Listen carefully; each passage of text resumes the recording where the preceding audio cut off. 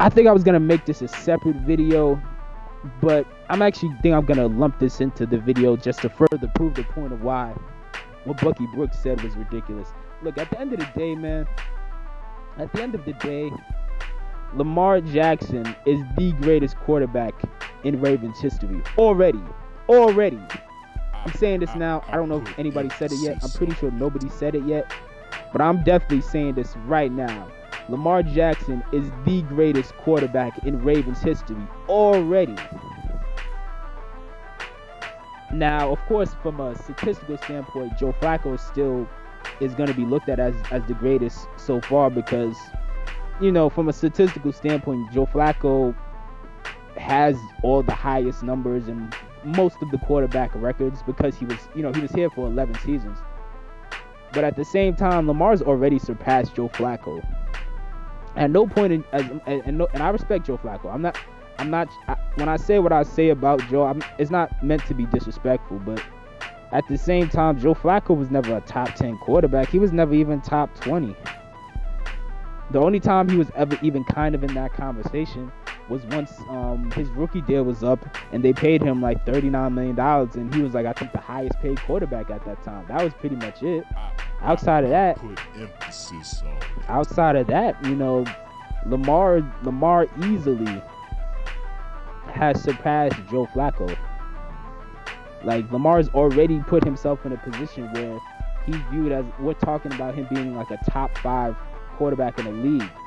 You have people who are admitting and calling him the best player under 25 right now. Rightfully so. He smashed every expectation people had about him. Every critique about him, people keep Lamar. Every critique about that comes up about him, Lamar smashes that critique time and time again. They said he couldn't win games from behind. He's done it several times now. They said he couldn't get a playoff win. He's now done that. They said he couldn't throw, but he led the league in passing touchdowns.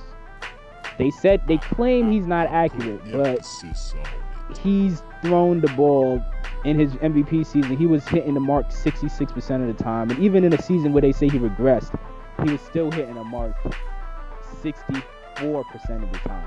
Mind you, Joe Flacco in his best season was only completing passes like 63% of the time. Like, Joe Flacco for most of his career was kind of hovering around like 59 and 61%. So yeah, man, like, Lamar's already surpassed Joe Flacco. And I'm seeing a lot of people say that, oh, what's Lamar gonna do once he starts slowing down? First of all, he's not gonna slow down right now. Secondly, even once he slows down, by then, like many other mobile quarterbacks, he will already have become more experienced and he'll just adjust his game. Look at Russell Wilson. Russell Wilson ain't as fast as he used to be. Russell Wilson ain't as quick as he used to be, but he's more experienced now. And he's arguably playing better than he ever has. Look at Michael Vick. Michael Vick, his best season was like 2010. He got drafted back at 01, but his best season was in like 2010. By then, he was already like slower than he used to be, but he improved. He adjusted his game. That's how it is in a lot of sports. Players in general, athletes in general, humans in general. When you get older, you get a little bit slower. You lose a step. But many people adjust their games. Rest in peace to Kobe Bryant. When Kobe Bryant passed, not when he passed, but when Kobe Bryant was hitting the later years of his career, he wasn't as explosive as he was at 18. But he adjusted.